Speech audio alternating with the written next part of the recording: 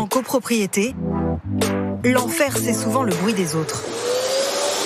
Aspirateur. Machine à laver tard le soir. Ou encore animal de compagnie un peu trop bruyant. Pour vivre au cœur des villes, il y a parfois un prix à payer. Dans cet immeuble, un habitant dit vivre un cauchemar depuis 6 ans. Aujourd'hui, les relations de voisinage sont tendues. L'homme préfère donc témoigner de manière anonyme. Ce qui l'obsède, ce sont ces bruits de pas. Juste au-dessus de sa tête.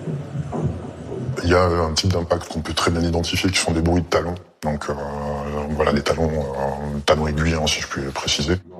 Des nuisances sonores, le jour, mais aussi la nuit.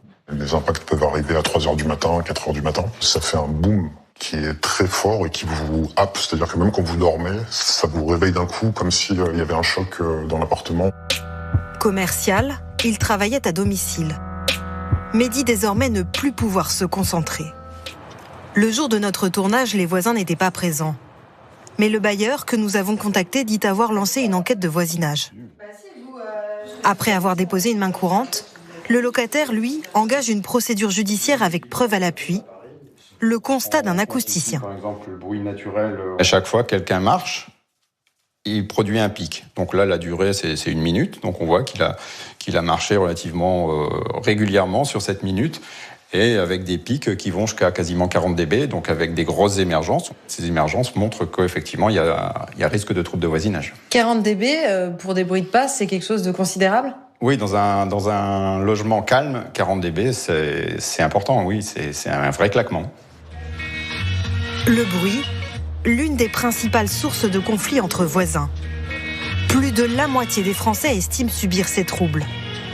Jusqu'à s'en plaindre sur les réseaux sociaux pour certains. T'as des voisins un peu trop bruyants.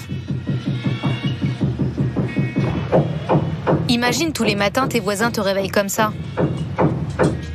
Pour que les nuisances sonores soient considérées comme troubles du voisinage en journée, 3 critères. L'intensité du bruit, sa récurrence et l'environnement, zone urbaine ou rurale. La loi prévoit même jusqu'à 450 € d'amende. Mais dans les faits, les victimes du bruit sont souvent livrées à elles-mêmes. Près de Lyon, ces retraités ont choisi une méthode radicale. 1 semaine de travaux. Donc là, on a fait 2 couloirs, la salle de bain. Ouais, très bien. Les toilettes. Parfait. La chambre d'amis et votre chambre.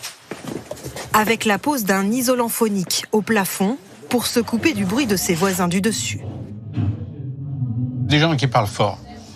Parlent fort et la période des vacances, c'est la période la plus horrible. Parce que les enfants qui courent, je comprends pas, des enfants qui courent jusqu'à minuit. Ça va atténuer le son.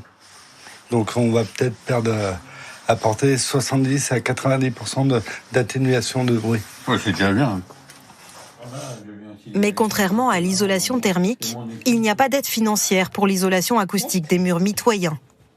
Pour ce couple, le prix de la tranquillité, 5 500 €. C'est vrai que ça fait un trou. Bon, on n'est pas malheureux non plus. Il faut pas exagérer. Et ça fait un trou dans le budget. Et on est obligé de passer par là, de toute façon, parce que ça devenait plus possible. L'an passé, il y a eu 114 500 interventions de police pour différents tapages et troubles de voisinage.